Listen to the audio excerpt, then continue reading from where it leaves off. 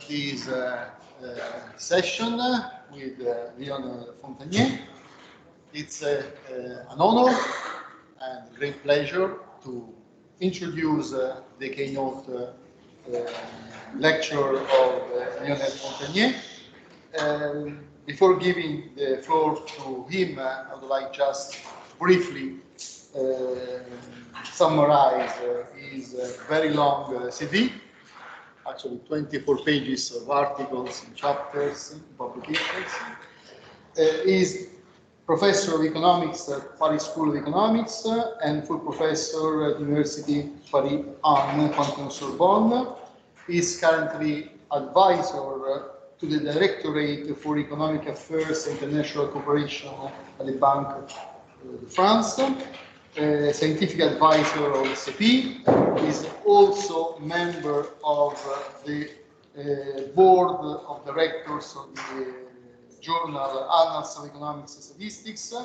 He acted as a referee for a long list of peer-reviewed international journals, and he has a consulting experience for a number of national and international organizations, such as the World Bank, the International Trade Center, the European Commission, OECD, and of course Banque de France and the French Ministry of Finance.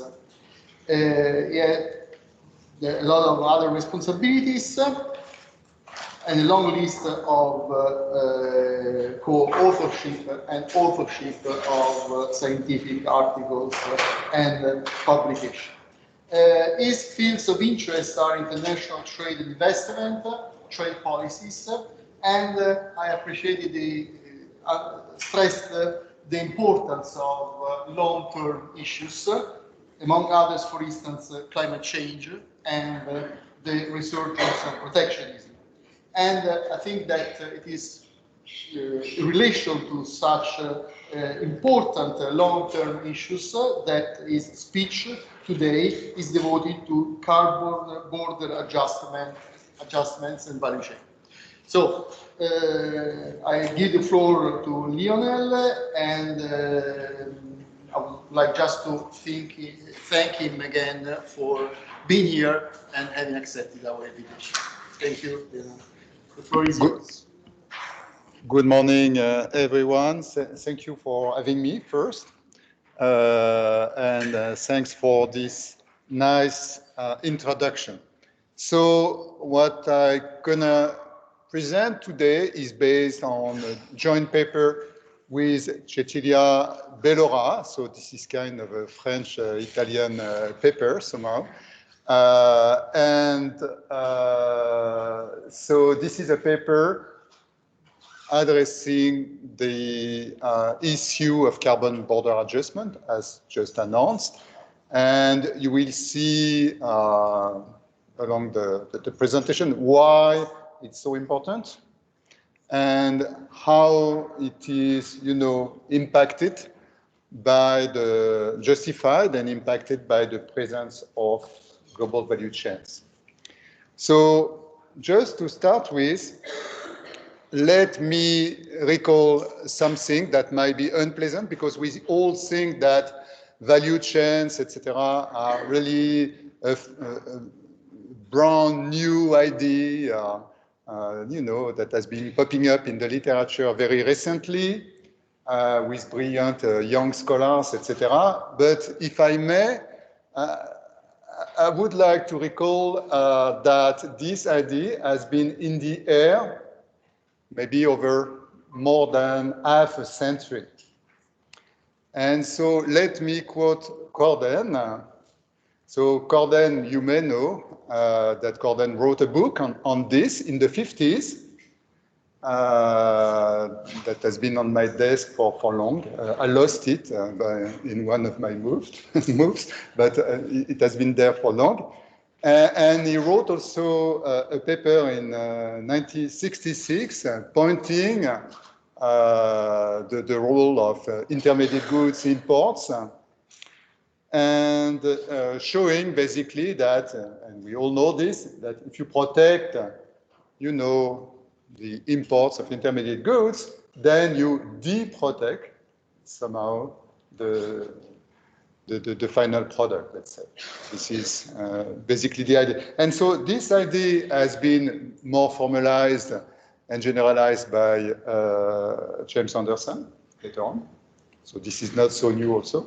And last but not least, in practice, people negotiating in Geneva have very much integrated this in their, strategy.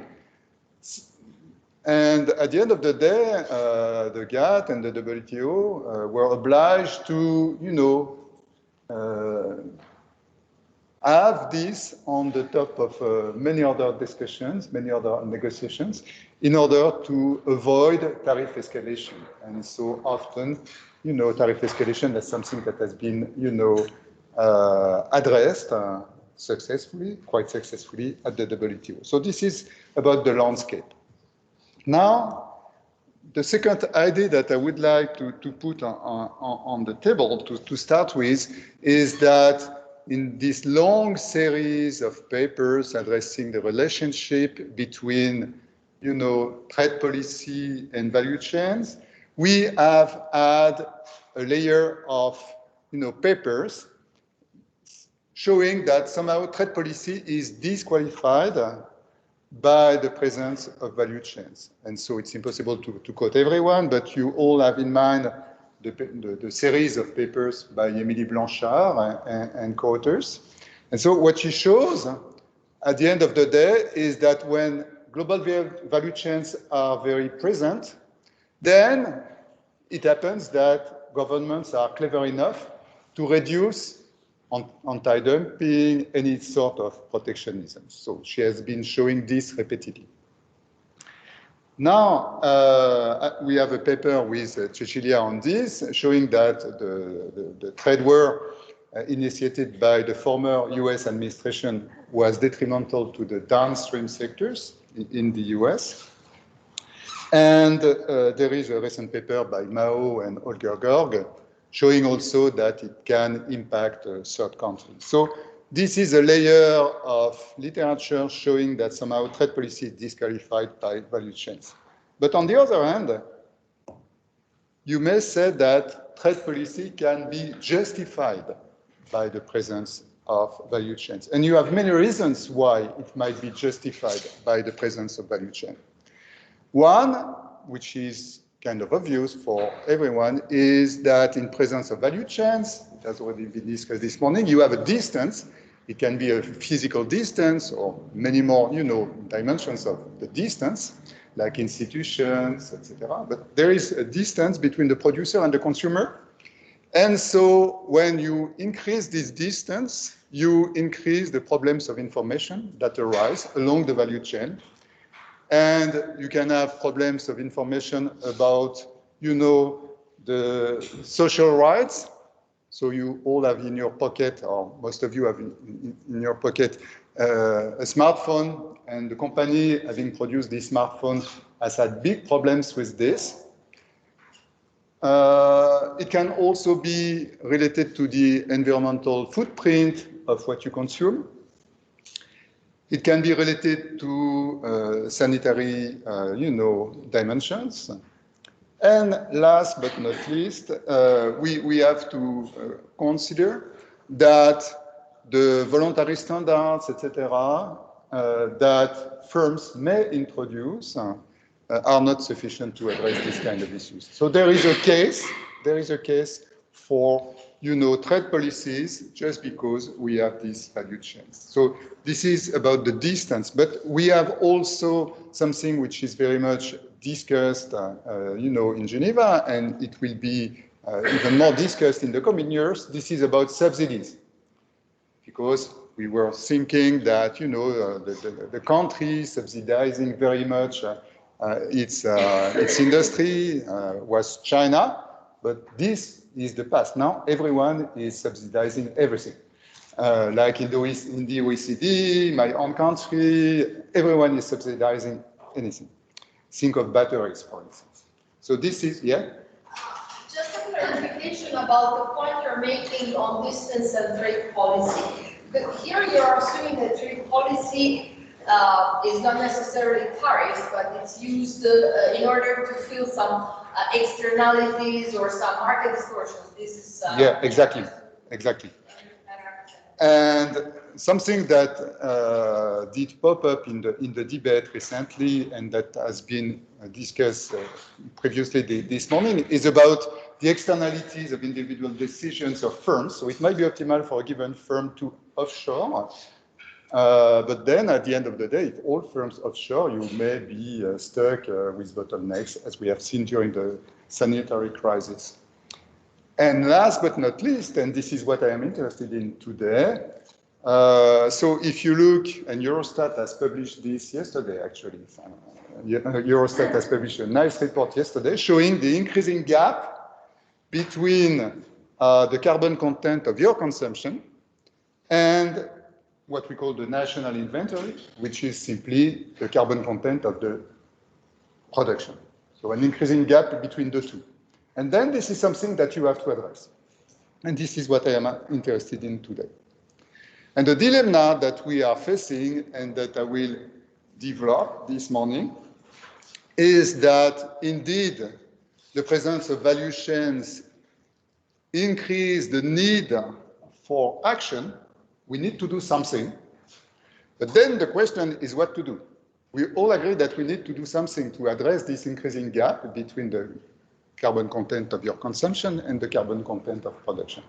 And the gap between the two, is the carbon content of imports. But this is the idea. We need to do something. But when it comes to do something, then GVCs are present. And since GVCs are present, what you do is not efficient. So this is the dilemma. Because the presence of value chains, you need to do something, but also because of the value chains, what you're going to do will not be efficient. And I will try to put, numbers on this dilemma this morning.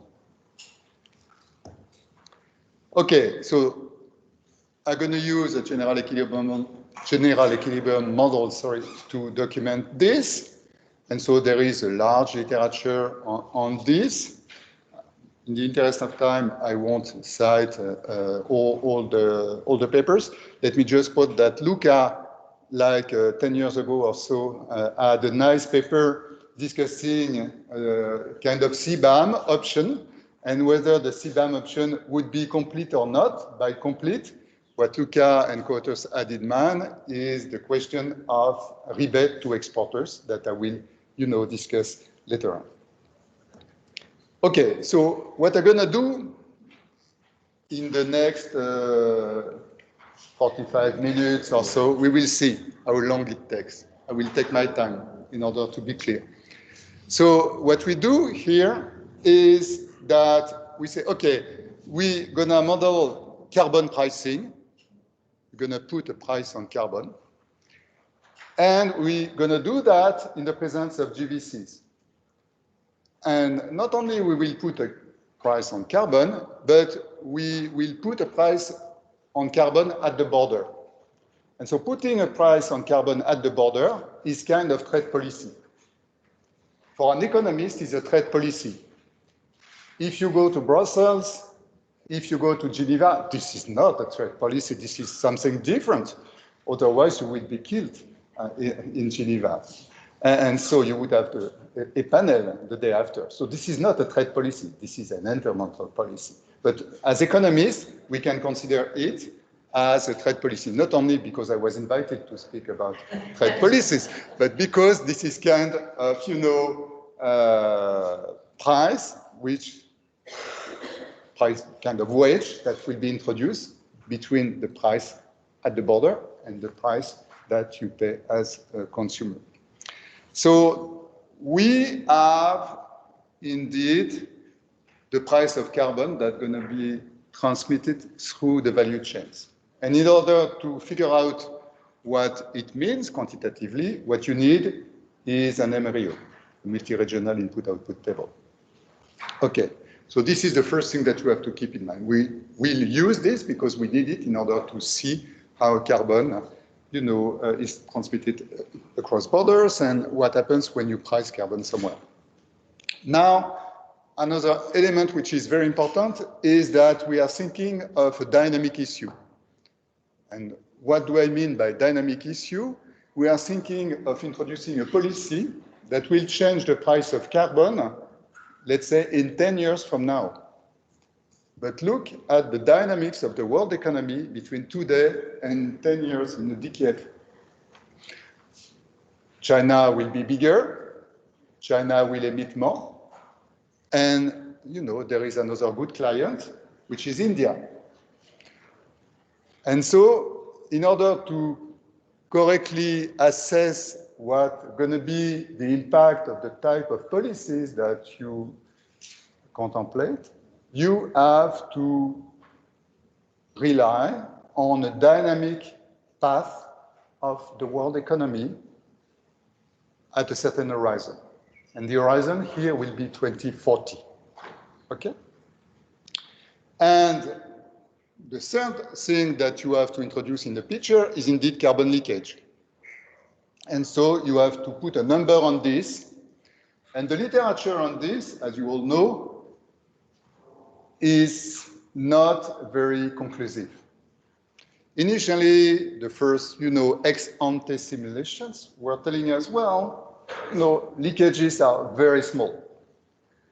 And then some micro studies did show that they were not so small.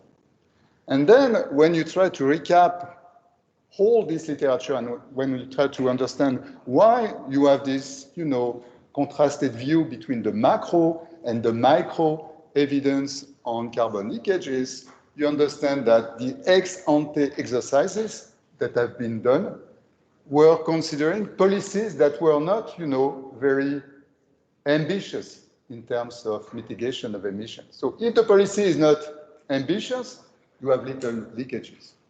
And so what you will see in the following is that when you model properly ambitious policies, and what I mean by ambitious policies, I will take the example of the Fit for 55 package of the European Commission, which is really an ambitious policy, then you have enormous leakages.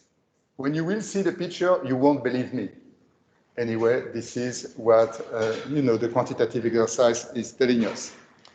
And so we have to consider the proper reference scenario in order to assess what is the impact of the policy. And for Europe, the proper scenario, the proper baseline is, this Fit for 55 package,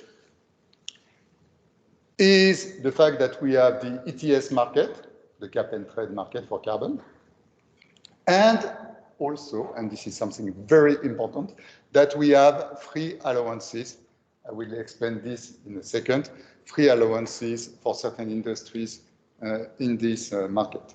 So this is for Europe, but you have to consider a global model because Europe is there, but you have all other countries, and emissions are indeed something which is global. And if you want to address properly the leakages, you have also to look at what other countries do. And so what other countries do is related to their commitments in the Paris Agreement. And so what I will do is the following.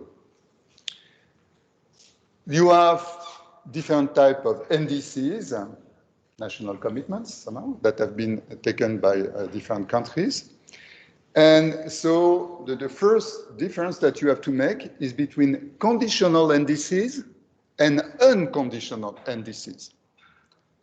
And so my take is that if a country announces at the COP26 conditional NDCs, it means that these NDCs, these commitments won't be respected.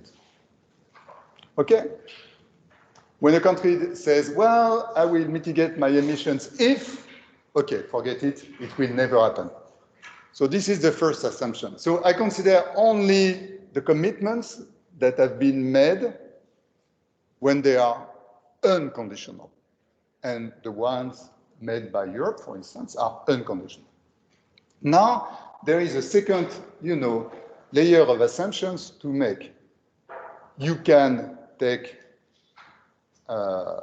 unconditional commitments, and anyway, you don't respect your commitments.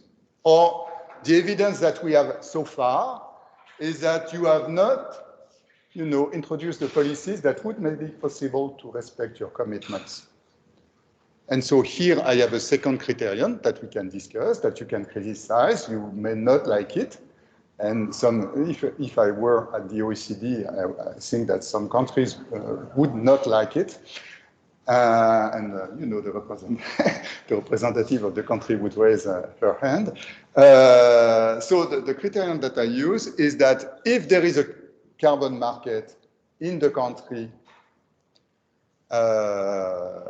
then it means that the country is, trying to do something. And then this country will respect its commitments, if there is a carbon market in this country. And if there is a carbon market interconnected at the national level within the country.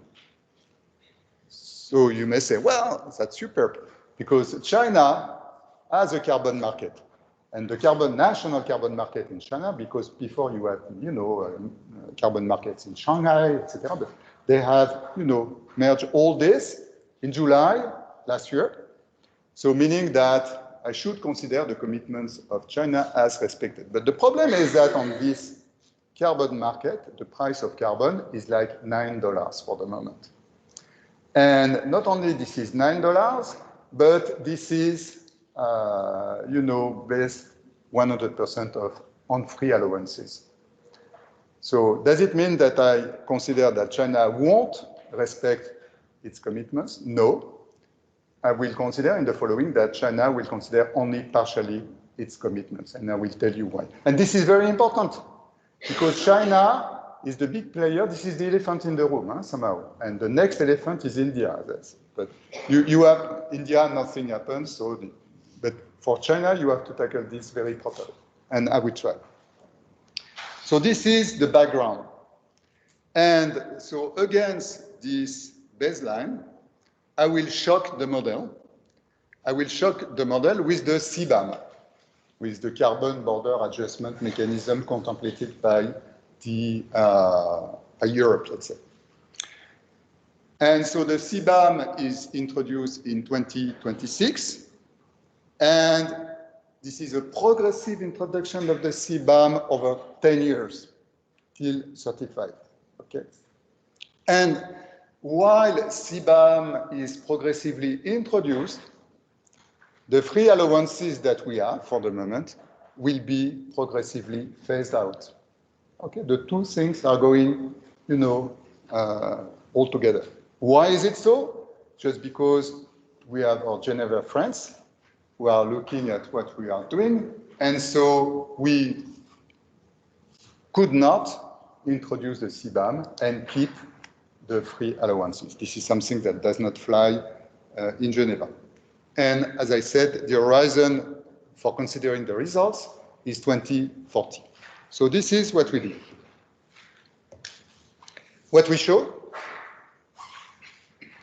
First, as I said, you have big leakages. They are enormous. So what we show is that the free allowances that we have reduce the leakages substantially. How much we will see. I have to tease a bit. And next, what we show is that the CBAM is reducing the leakages even more. So somehow, the CBAM is doing the job. This is the first thing that we show. But then we have a problem of competitiveness.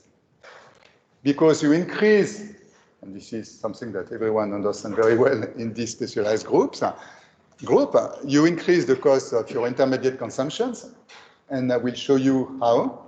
And so necessarily it has an impact on competitiveness. And so you may say, okay, we're going to fix this with different means, and we will see that even a rebate to exporters, and this goes back to the paper 10 years ago by Luca, even if you were to introduce this, it wouldn't fix the problem. It would only fix partially the problem. So forget about it. There is no way you could avoid this competitiveness issue. And somehow, if I were to support this CBAM in Geneva, this is an excellent argument. I would say, look, what we are trying to do is to reduce leakages because we have really an ambitious environmental policy and we accept to pay the cost for it. There is a cost in terms of competitiveness, in terms of export losses, in terms of GDP losses. So it has a cost for us. But anyway, notwithstanding this cost, we will impose the CBAM because we think that we need to do something. So if you present it that way in WTO, you have, the articles that make sure that it will fly. Okay, Article 20, etc. You know this. So this was just my introduction, but you know basically everything. So now I will just enter into the details. So this is the outline of my talk. And so I will now give a bit more, details about the policy background, because I understood that this is really a workshop about policies. So I already told that in the Paris Agreement, we have the NDCs, and somehow you have, countries making these commitments, but the policies that are introduced in order to achieve, these commitments, to reach the targets of mitigation, this is left to countries. So everyone does what he wants. And so this is the subsidiarity argument. And so this is what William Nordhaus doesn't like. And he says, well, it won't fly. And actually, it doesn't fly very well. But this is how it goes. Now, since all the countries have, different policies, there is no way we could coordinate the policies between India, the US, Europe, etc. This is not coordinated. Since this is not coordinated, you're going to have different carbon prices for good or bad reasons in the different countries. So if you have a lower carbon price in a developing economy, you may think that it's a good news, but this is not necessarily the way it is organized. So this is totally, an open bar. Everyone is doing what he wants.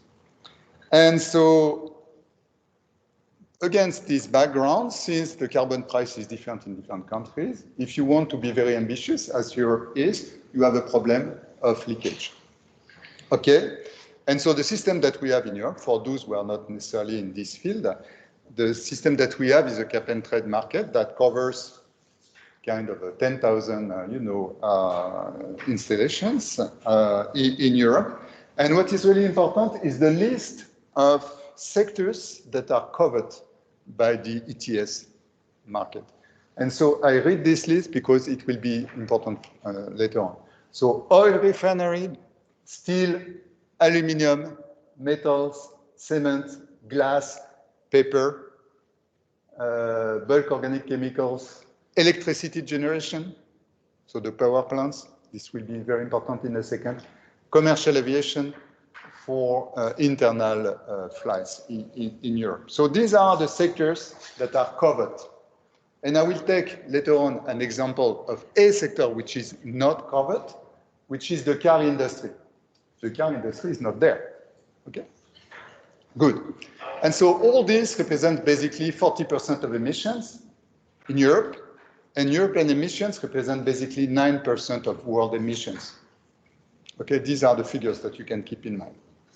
And the next figure to keep in mind is the fact that not all quotas are auctioned. 57% currently of the quotas are auctioned. So it means that the rest is not auctioned, okay? And if the rest is not auctioned, it means that the rest is granted for free.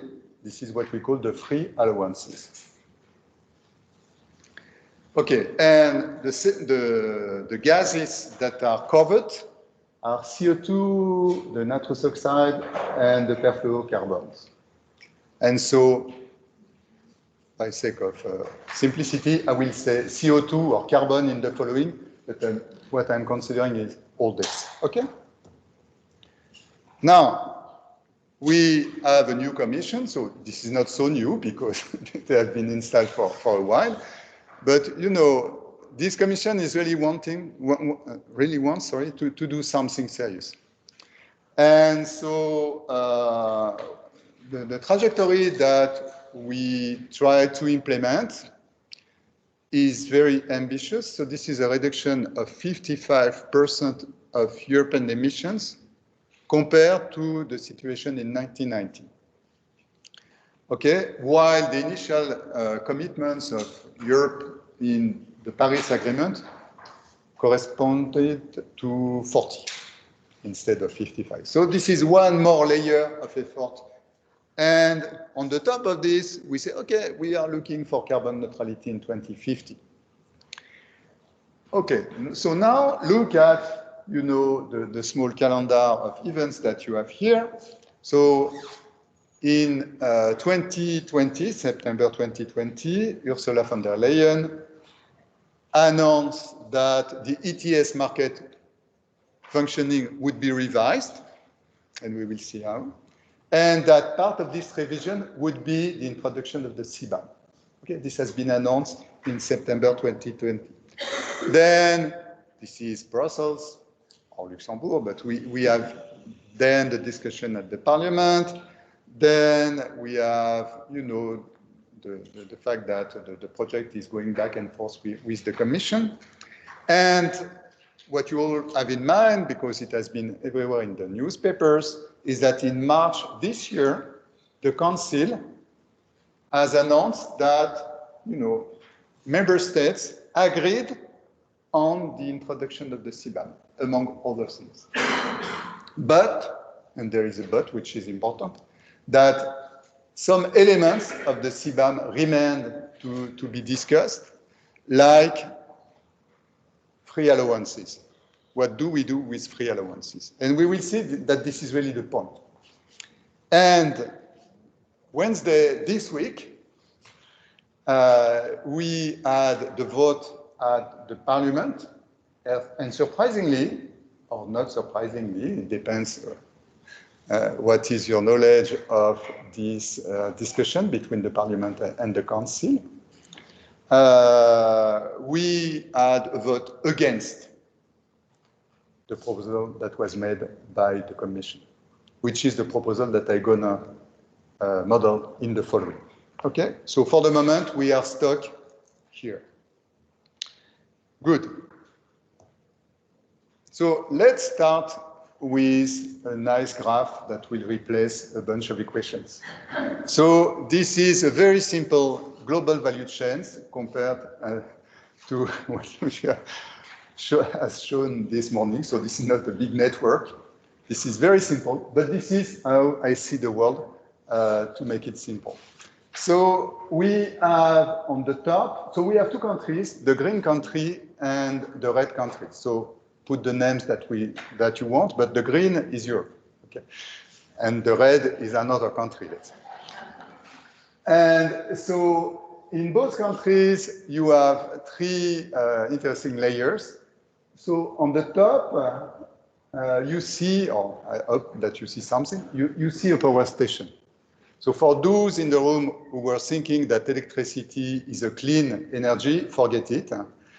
You can drive your electric car, but electricity is produced, you know, often with coal, with fossil fuels at least. So this is why you have this, you know, first rectangle, which is corresponding to the production of electricity. So here you emit carbon.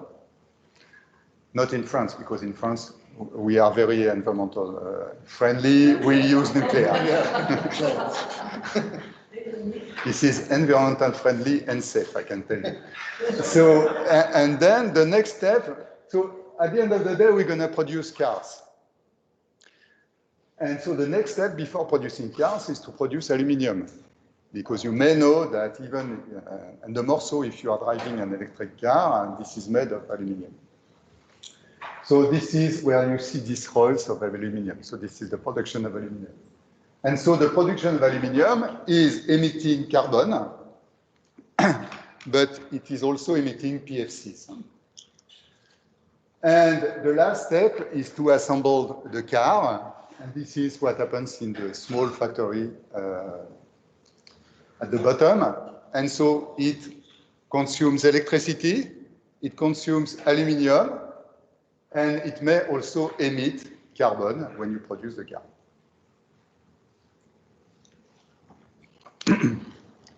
And you have the same thing exactly in the red country. So this is the situation we start with. And so what happens is that we may export aluminium to the red country from the green country. We may import in and then it will export it to the car industry in the red country and reciprocally. And then we may exchange just final products, meaning cars, in my example, between the two. So this is where we start from. And imagine now that the green country, Europe, decides to introduce the Fit for 55 package. So we have a problem. So what we do is that we have a very strong increase in the price on the ETS market, that you don't see for the moment, but that we're going to discuss later on. And so the small piles of euros that you see here correspond to the fact that when you are emitting to produce electricity, you have to purchase quotas. So this is 90, 100 euros per ton, something like this. And when you produce aluminium, not only you pay your electricity at a price which includes the quotas that have been purchased by the production of electricity, but you also have to purchase your own quotas. And you say, well, what about the car industry? But I told you that the car industry is not in the scheme. So the car industry doesn't pay anything, but the car industry indeed is paying indirectly its aluminium at a higher price compared to the car industry in the red country. And the car industry is also purchasing its electricity at a higher price than in the red country. So there you have a problem of competitiveness. When you want to export now aluminium from the green to the red, you are out of the market. And when you want to export your cars, you also have a problem. So let's try to fix at least the problem of aluminium. And so what to do to fix the problem of aluminium is to just grant free allowances to aluminium, based on the fact that aluminium is in direct competition with the red country. And so since aluminium is in competition with the red country, you get rid of the, you still have to produce quotas, but you get the quotas for free in this sector. And this is what happens currently in Europe. Still, aluminium is paying its electricity at a higher price in the green country than in the red country. So this is not fixed. But at least you have fixed the fact that aluminium had to purchase quotas. So aluminium has to produce quotas at the end of the day and to show the quotas at the end of the day, at the end of the year, actually. And the thing is that they get these quotas for free. So this is the situation that we have currently. And this is where the European business sector would like to stay. This is not perfect, but this is much better than any other solution. But this is not good for the climate, because the big emitters of CO2, like the aluminium production, are emitting a lot. You don't fix this because they don't pay. And when you import, aluminium from the red country, the same. This aluminium is not paying any quota. So with this, you will not have much leakage. This is the problem that I was mentioning before. But at the same time, with this, you won't fix the environmental problem, the climate problem that we all have. So we have to do something. And so the proposal of the Commission is to do this. So we now impose, quotas that are not for free to the aluminium production in Europe. And when aluminium is coming from the red country, we compensate at the border the fact that the producer of aluminium in the red country has not paid the the quota. And so the price that you charge at the border is the difference between the price of carbon for the aluminum industry in Europe and the price of carbon in the country there. Okay? Now, you see that there is a problem for the aluminum industry, because the aluminum industry previously was protected by the fact that the aluminum industry was obtaining free quotas. But now they are no longer there, because they have to pay. As I said, when you introduce the CBAM, at the same time, you get rid of the free quotas. You phase out the free quotas. So there is a problem for the aluminum industry. The aluminum industry will lose competitiveness. And these guys claim a lot. And so they have been claiming a lot, and they have been lobbying a lot in direction of a certain political party at the European level that you all know, and which is very sensitive to the claims of the business sector. And at the same time, you have also a problem for the car industry in Europe. Between the car industry not only pays electricity at a higher price due to the fact that there are quotas, but the car industry is now purchasing aluminium in Europe at a higher price due to the quotas. And if the car industry says, no, I won't purchase my aluminium in Europe, I will purchase my aluminium in the red country, then you're going to pay the CBAM. And not only this, but what I'm going to show in the following is that the price that the aluminium sector is paying will be increased by the fact that you introduce the CBAM, which is something that you could not figure out without a model. Okay? And you have a problem for the steel industry, which is losing competitiveness, and you have a problem for the car industry, which is losing competitiveness. And the purpose of my talk is just to say that there is no way you could fix this. You can reduce this impact, but you cannot fix this. Yes?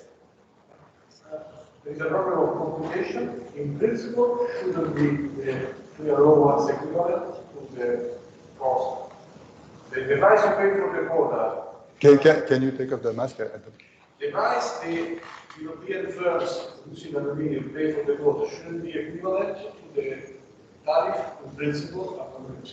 Yeah, meaning that you are right. So there is a level playing field for aluminium within Europe.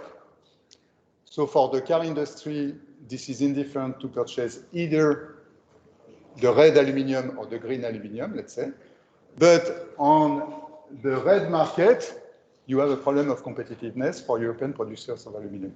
So this is a bit tricky, so I'm sorry to show such simple figures, but when you have understood all these mechanisms, we can go straight to the modeling and the results. So this is how it goes. So now, modeling assumptions.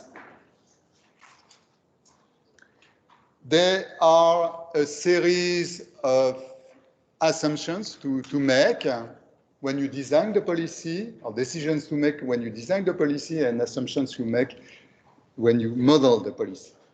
So first of all, what is the scope of industries that are covered by the CBAM? So what I'm going to decide is that all ETS industries are covered by the CBAM, which is not what the Commission is proposing. So the Commission is proposing something which is a bit reduced. But in my modeling, in order to really show what the impacts are, I cover everything.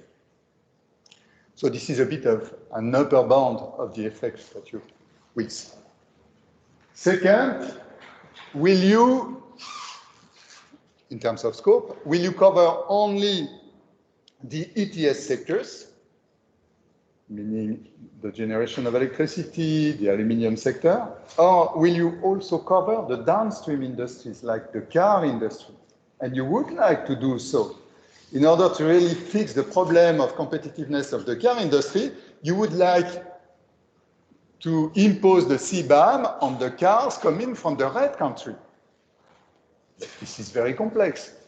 You need to install Luca at the border in order, or maybe Alessandro, to compute what is exactly the carbon content and the price that has been paid along the whole value chain. And this is not something that you can do for practical reasons, at least for the moment. Okay? So what I do here is that I just cover the sector, or I just compensate for the sectors that are covered by the ETS. So now the next question is the tax base that you are using. What are the emissions? I'm done? No, not yet. What is the tax base that you use as a reference? Do you use the emissions of the exporting country? Do you the emissions in the red country? Or do you use the emissions in Europe, in the green country?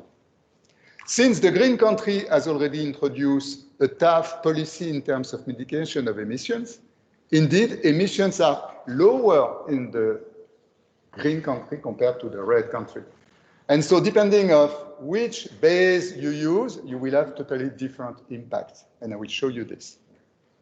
So I will model alternatively a situation where I use the emissions in Europe as a reference and the emissions in the red country as a reference. And the next layer of complexity here is whether you want also to compensate for the emissions that have been priced of the generation of electricity, which is the kind of indirect, upstream indirect emissions. Would you like to compensate this?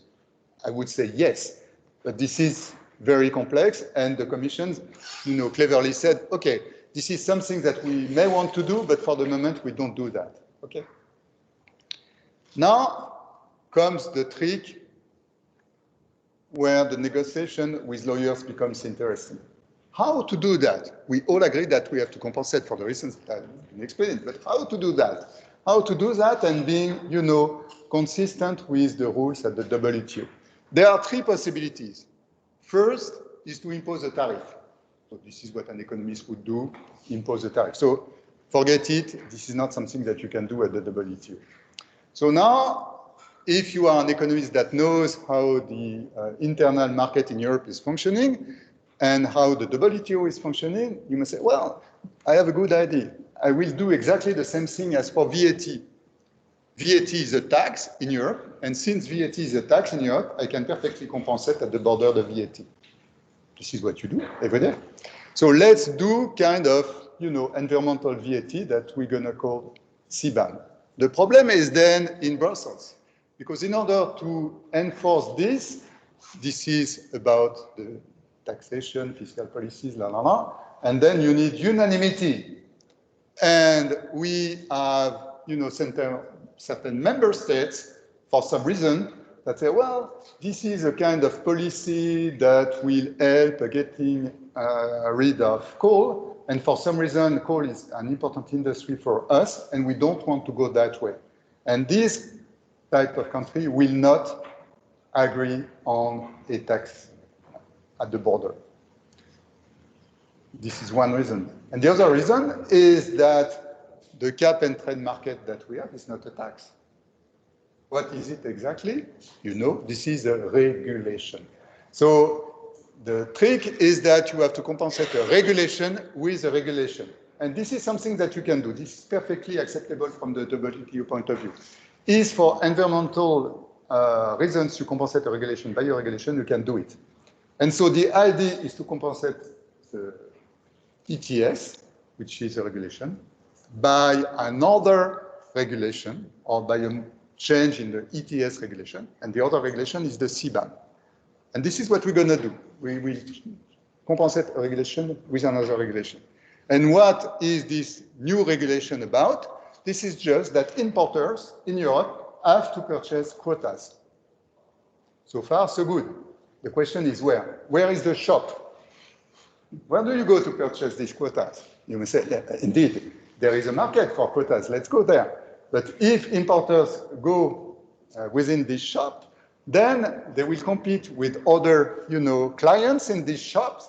And the other clients in these shops are the aluminum producers in Europe. And so these guys won't be happy because this will increase the price of these ETS, allowances, because there is a cap which is decreasing over time that we have been committing on. And so you have to create a new shop. and you create a new shop, and this new shop is different. So in the first shop, you know, the supply curve is vertical, and you have the demand curve, okay? And in this new shop, this is exactly the opposite. The supply curve is horizontal, and this is the other way around for the demand curve. And so this is how it goes. So you purchase in this new shop quotas at the price that has been paid by the clients in the other shop during the last week. Okay? This is how it goes. Now, the next question, which is very important at the WTO, is what to do with the money that you obtain in the new shop. Where does this money go? And so there is a very simple solution, which is the worst one when it comes to, you know, eligibility at the WTO, but still, which is to say, okay, let's put this money in the general European budget. And one good reason for doing this is that you cannot allocate revenues from certain taxes to certain purposes. This is something which is in public finance, this is classical. But now, you might prefer to allocate this money to decarbonization of the economy, which is, in principle, what Europe should do in order to be very clever. And there is something that I would like to do as an economist, but from a political point of view, this is more difficult. I would like to transfer this money to countries where $1 spent on decarbonization is, you know, has a higher productivity in terms of reduction of emissions, meaning the developing economies. So look, I would like to take this money and transfer this money to LDCs or let's say to India. So go to the European Parliament and try to defend this point of view, and you will see that it will be difficult to get a majority. Now we are making progress. The problem raised by Luca, do we rebate to exporter or not? What I mean by rebating is that when the aluminum guy is exporting from the green country, you get your money back, okay, for quotas. I will do that with and without, okay? Now, the fact that you have to phase out the free allowances already discussed, this is in the modeling because this is compulsory, and this is what the European Parliament voted 2 days ago against. And the cherry on the cake, but this is just for my pleasure, is that we adopt the special and differential treatment for imports coming from least developed countries, and so we exempt the least developed countries from the CBAM, which is not something that has been considered in neither in Brussels nor in Luxembourg. The tools that I'm going to use are the following. So we have an embryo. So this is the one of GCAP. So the disaggregation is that in this embryo we have 60 plus sectors and basically 150 regions or countries in the world. And so indeed we're going to aggregate this a bit. We have information on all types of emissions, the different gases that I was mentioning. And as I said, we need a trajectory, a path of the world economy till 2040. And for this, I use a different work that have been conducted with other colleagues, which is a macro baseline based on MAGE. MAGE is a macroeconometric model, you know, that we use to project the world economy till 2040. So if there are questions, I will answer later on, but just to put this macro model in a nutshell, it is featuring the demographic trends. So we have beans of 5 years, we differentiate between male and women. We have indications on the female labor market participation. We have education by being of 5 years, by gender, etc.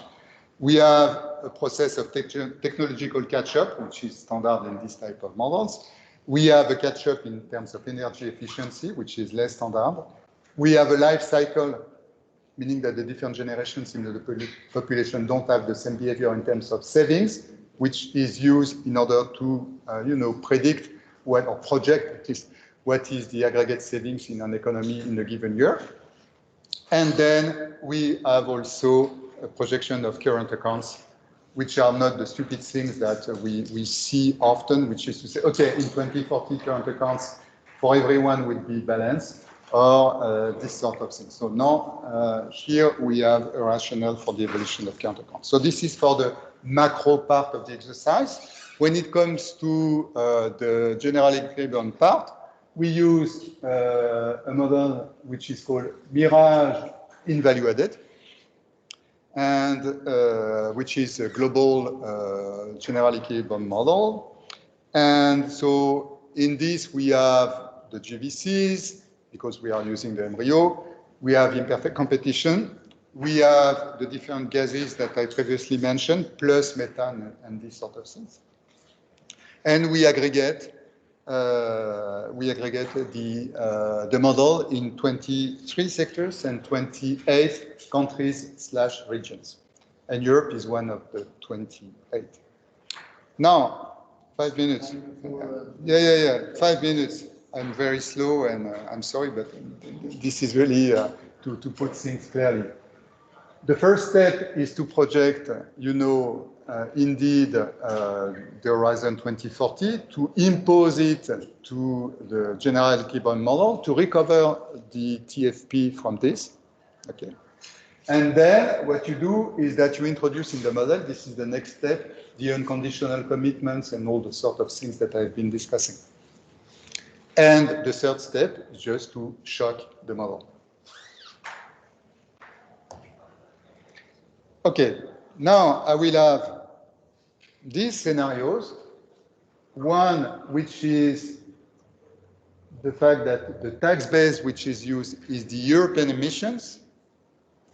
We have a special and differential treatment, but we don't have rebate. Okay? The next scenario is that we are using instead, as a reference, the emissions of the red country, but we still don't have rebate.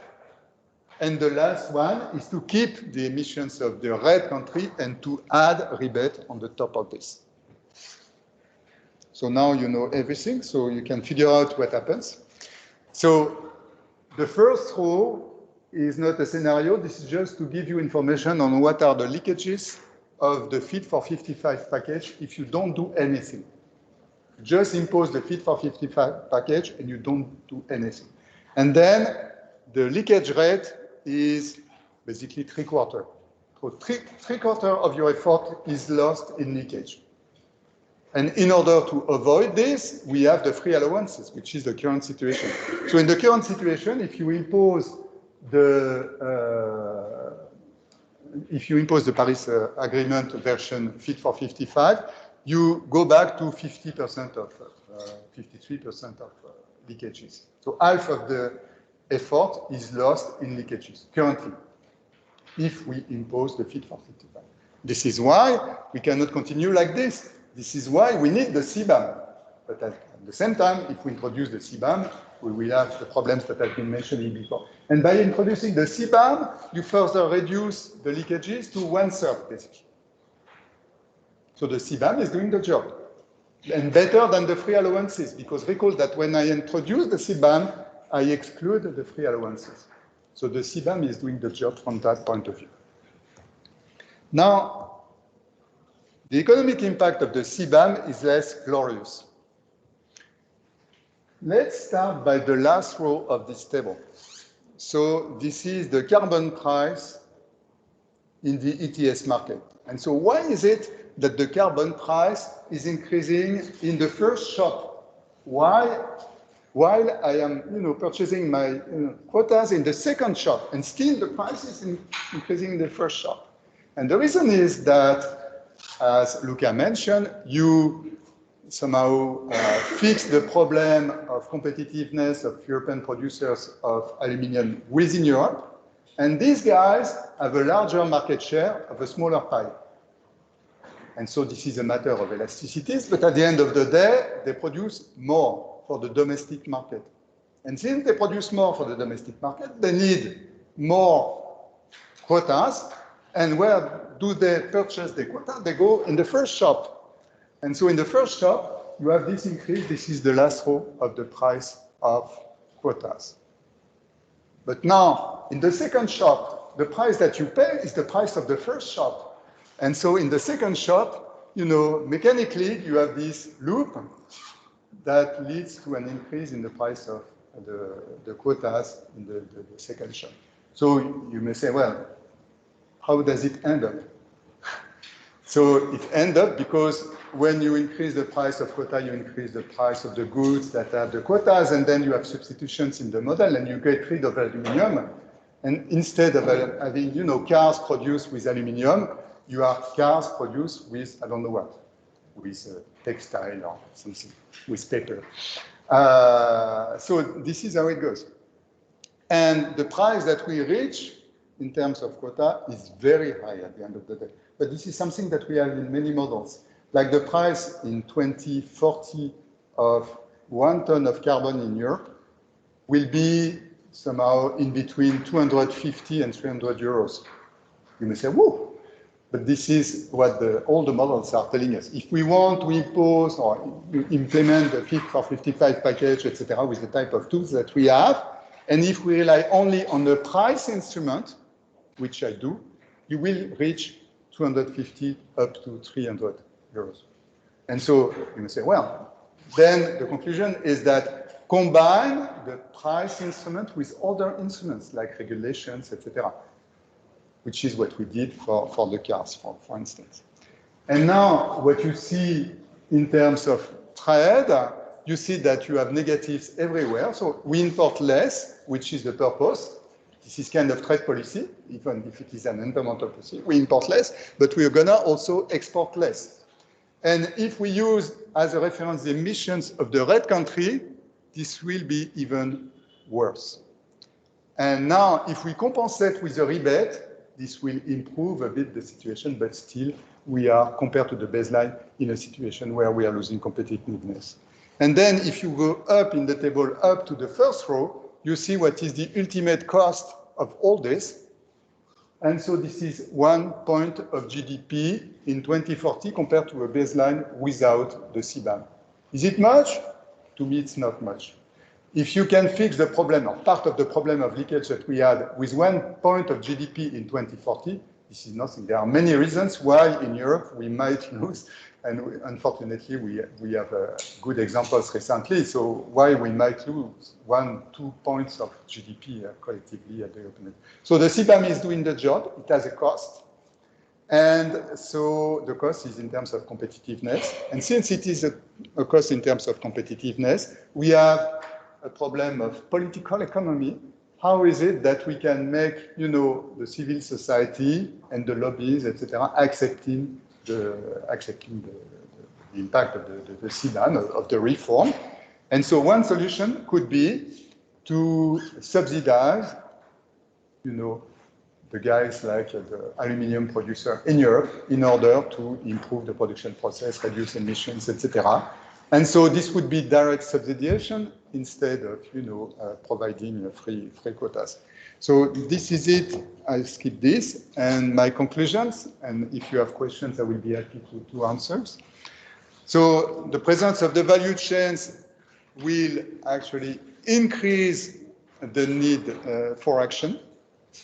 And at the same time, I think that I have shown clearly that we have, at the same time, a reduction in the effectiveness of the tool that we implement. And the reason is that the carbon price is indeed transmitted throughout the value chain, from the power generation through the metal production, etc., etc. So it goes down the value chain. So this is one reason. The second reason is that you have these two shops. And so while these are two different shops, the prices are not independent between the two shops.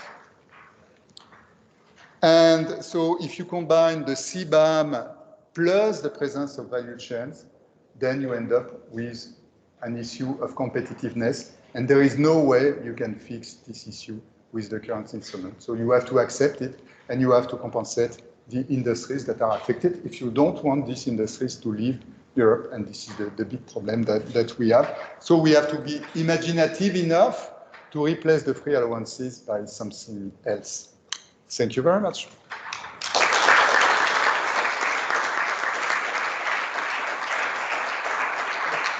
Thank you very much, Lionel, also because you were so efficient. Is this one? Does it work? Okay. So thank you very much because you efficiently present complicated, important things in such visual, understandable ways. We agreed with Lionel to save 10 minutes for questions. So please, if you have questions, raise your hands.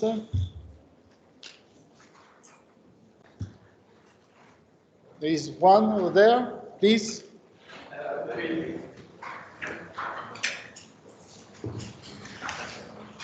I would be interested in hearing how you model behavior of the rest of the world.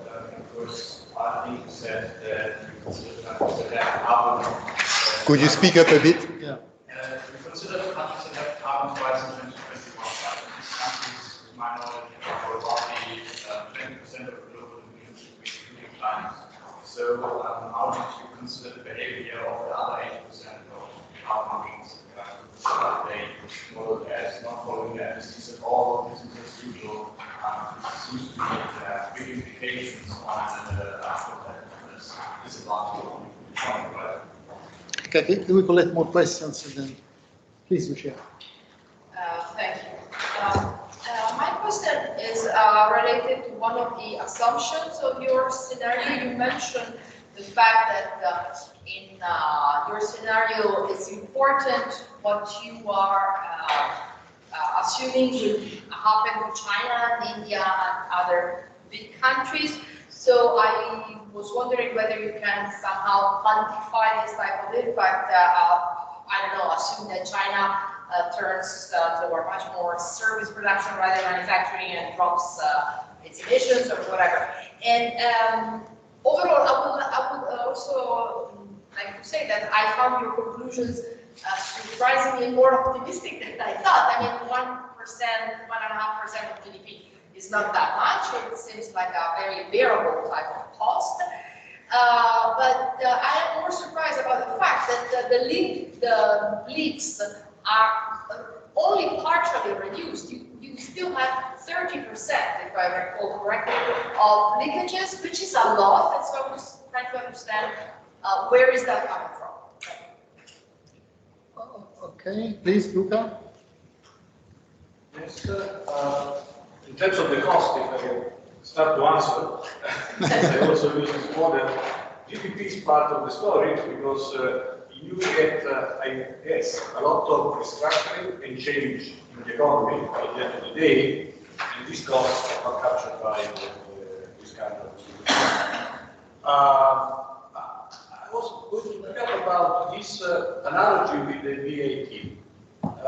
I can understand that there are problems, but I still think as an economist that the principle that the consumer pays is not wrong for an externality, and this could also go a long way in terms of overcoming the political resistance by producers. So I wonder, is there any chance that we can retrieve some of that? For example, as a producer in the stage, I can deduct the price I pay on the previous one, so that at the end of the day, yes, on the consumer. And in terms of computation, if they are able to do that for the VAT, at the end of the day, in principle, if you associate this with our data with VAT, something like that is done. Is the last question. The last one, because otherwise. Yes, my son already went. I'd like to ask you a question about whether a model includes something about the incentive to innovate in green technology, That's whether my they're question. related to ETS prices, maybe, and whether you compare something that is about using blockchain technologies to solve the last problem of the car, how you can track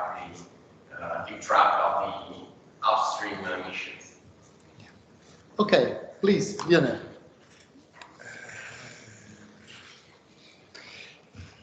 Okay, so thank you for these interesting questions and comments. First of all, on the rest of the world now.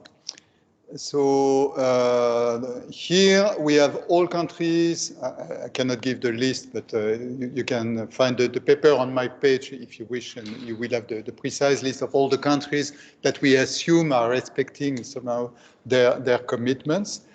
So the list is quite long, longer than you could imagine. So we have countries in Latin America, for instance. So we have countries everywhere. So when it comes to China, so what we consider is that the pace of increase of the price on the carbon market in China is the same as in Europe. So the effort in relative terms is the same, which is probably something that will happen because the Chinese are very constant. And the thing is that they start from a lower level. So even if you apply the same, percentage increase of the price of carbon, etc., in the two, indeed, you won't reach the same level. So this is the first thing. So this is for the rest of the world. And to be more specific, if you are using this sort of models where you have the whole world economy, and then you have to aggregate countries within regions. So this was the tricky part of the exercise, because we had to define the regions based on the type of commitments made by countries. Okay. So this is really the tricky part. So you had to aggregate like Latin America with absolute commitments, and Latin America with other type of commitments, with or without carbon market, etc. So this is a bit tricky part. So you have the list in the paper. So this is how we did it. So you may say that it is a bit pessimistic because we consider that a country that has not, shown any sign of, doing something won't do anything till 2040. So it's certainly a bit pessimistic. I have in mind one of the big clients, in the room, that will certainly do something, and so the political situation will change and will oblige the government to do something. Like, just take an example that is not in the model and that just happened. Take Australia. In Australia, they were out of the game. And they were continuing, to dive in order to have coal, etc. So they were totally out of this. And you have seen the shift of political, sensitivity of the electorate in Australia. So the government or the political party that was there for long has lost the last elections in Australia just based on the climate debate in Australia, because with all the big fires, etc., the population start to be much more concerned. So you are right, we could be a bit more optimistic than we are, because at a certain point, when the situation is worsening, we can imagine that the political situation will make it more easy to go in the right direction. So this is another reason why the kind of results that we have are an upper bound, but I've been very clear on the assumptions. And so when I said that we still have 30% of leakages, this is in the situation that I mentioned. So you may say this is a bit pessimistic from that point of view. So this is for the rest of the world. China, services, etc. So the model is dynamic, so you see how it works. And so in the dynamics of the model, you have, a natural evolution towards services, a natural rebalancing of the current account of China, meaning decreasing, surplus of China. So all these sort of things that you would expect are present in the modeling. So on the 1% or 1.2% of something of GDP. So you have to keep in mind that this is the cost of the CBAM. This is not the cost of the Fit for 55. So you have the cost of the 55, and on the top, and this is in the baseline, so you don't see it, and on the top of the cost of the 55, you have the CBAM. So remember that this is an extra cost somehow, but still this is not much. For the 30% leakage, I already replied, Luca, so this is because we are a bit pessimistic. We think that the world is not well behaving in the medium run. One important issue is technological progress. So maybe tomorrow we will do a big, advances on the energy efficiency front. And so what do we have in the model? So in the model, we have, a change in the relative prices, like in any model of that sort. And in particular, we have a change in the relative prices of capital on the one hand, and the basket of goods that you purchase in order to invest, and of energy of the different types, because we have the different types of energy. I don't enter into the detail. But when the price of fossil fuel is increasing, you can substitute capital to energy. How will you do that? In the model is petit-clé, meaning that you have installed capital, and then you renew, you reinvest in capital each year, and so such that at the horizon of the simulation, 90% of the capital has been renewed. So you may say this is a bit optimistic, but on the other hand, it might be it might be a bit optimistic. And another reason why, sorry, it might be a bit optimistic is the fact that we don't have stranded assets here. The stranded assets are smoothed by the petit-clé nature of the model, where you invest, then you have some capital which is left aside, and then it goes progressively like this. This is not like you were, dropping out of the capital stock, 20% of your capital stocks overnight. No, it takes time. And so this is smoothed by the model. So this is how the technical progress is embodied in the model. This is implicit technical progress, meaning that you substitute capital to energy, and the new generations of capital embody a higher energy efficiency. This is how it goes. But it takes time. On the VAT, all what you said is perfectly right. This is perfectly doable. This is not technically so complex. It's a bit more complex when it comes to explain at the customs how to handle it, but still, this is something which is feasible. The problem is that the population doesn't want it. So I will tell you that in a country that I know, we are not taxing, gas for the moment. We are subsidizing gas. And this is the type of environmental policy that we do. And for good reasons, because otherwise, the middleman will be in the street for good reasons, because this is really a shock on the purchasing power of consumers. And so you have to smooth this shock.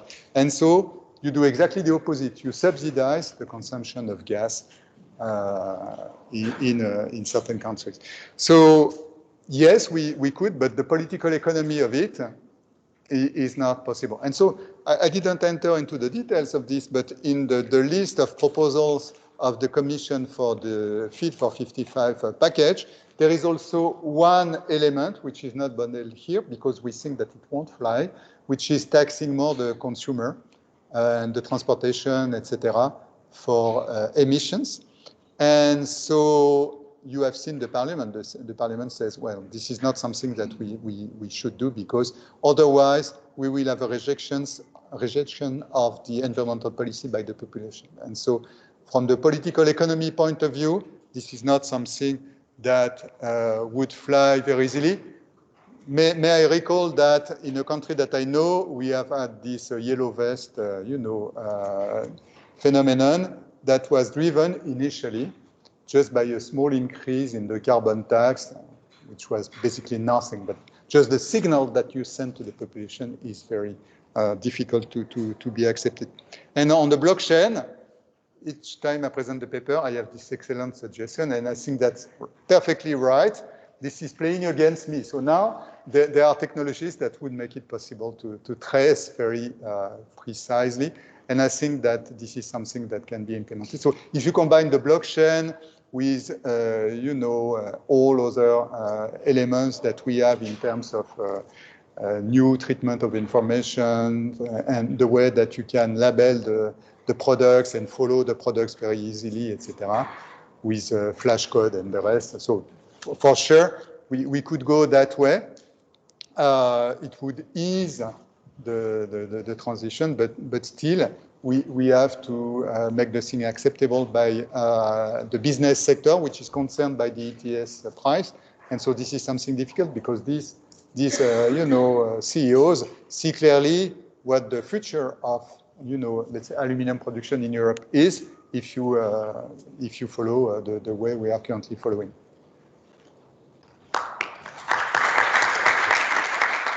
Thank you very much. We are almost on time. So we have a lunch break now, and I guess that at 2:30 we should be here again to the new session. Thank you. Thank you, everybody.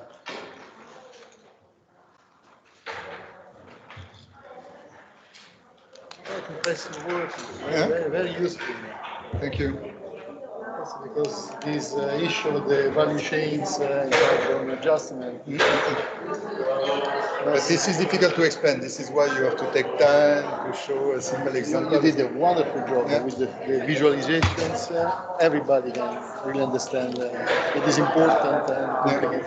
I really appreciate it. Thank you. It's not formal.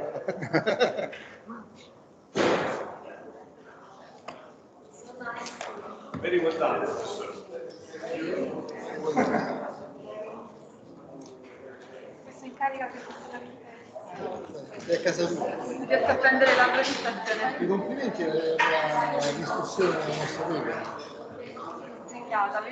No, perché io una serie di cose prese appunti. Poi mi è venuta manca la chiesa.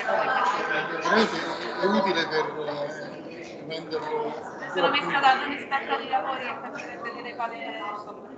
Esatto, no, non è facile perché effettivamente che bene dire, no? Perché appena me la mandata sono fatta Invece la misura è standard, quello è un esercizio. La sei cavata bene.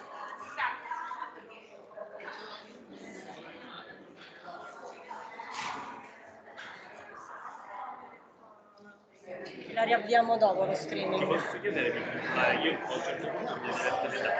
No, sì, però non... Controlliamo.